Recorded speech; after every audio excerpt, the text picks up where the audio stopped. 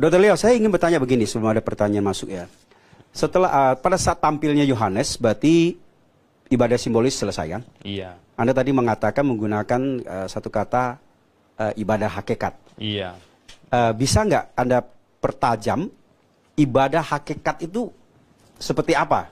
Ya.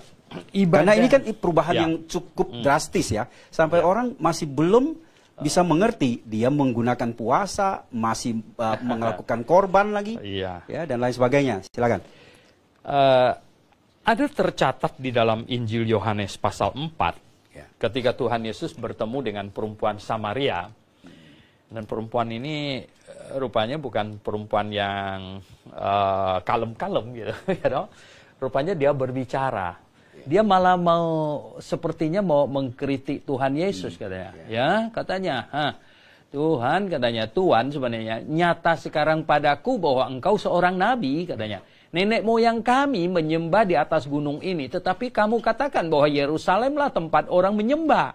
Kata Yesus kepadanya, percayalah kepadaku, hai perempuan, saatnya akan tiba bahwa kamu akan menyembah Bapa bukan di gunung ini dan bukan juga di Yerusalem.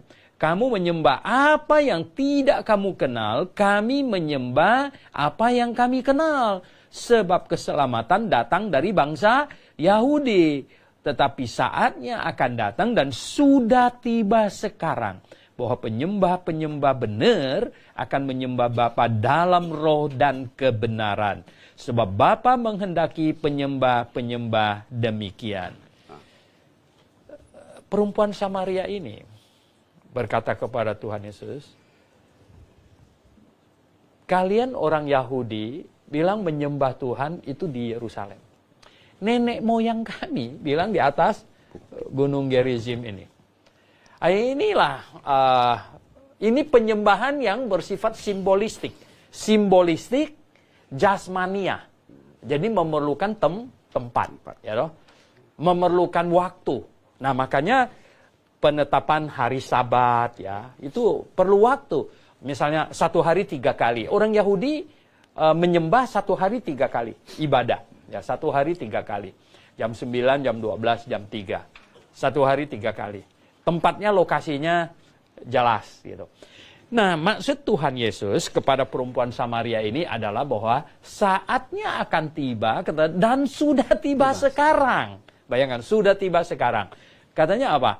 Bahwa penyembah-penyembah benar akan menyembah Bapa dalam roh dan kebenaran. Jadi penyembahan yang bersifat hakikat itu adalah penyembahan yang dengan hati. Penyembahan yang dengan hati, ya. Dengan hati, menyembah Tuhan dengan hati, dengan menyembah Tuhan dengan badan, ini 2 hal yang berbeda. Menyembah Tuhan dengan badan, itu perlu ada waktunya. Ya toh? Yang kan nggak bisa kita menyembah Tuhan dengan badan lagi di jalan gitu. Nah, menyembah Tuhan dengan badan perlu waktunya, perlu tempatnya. Dan perlu postur tubuh digerakkan. Sedangkan menyembah dengan hati secara rohani, sebenarnya Tuhan Yesus maksudkan menyembah dalam roh, secara hati roh kita yang menyembah, hati kita dan pikiran, keberadaan kita, keseluruhan pikiran kita menyembah dengan hati, itu tidak lagi terikat pada lokasi. Sebenarnya di sini yang diperdebatkan dengan perempuan Samaria ini adalah mengenai apa? Lokasi. Ya toh? Lokasinya di Yerusalem apa di atas gunung ini. Tuhan Yesus bilang, no. Nanti akan datang saatnya dan sudah tiba sekarang lagi katanya. Penyembah benar menyembah di dalam roh dan kebenaran. Jadi tidak lagi dibatasi oleh lokasi.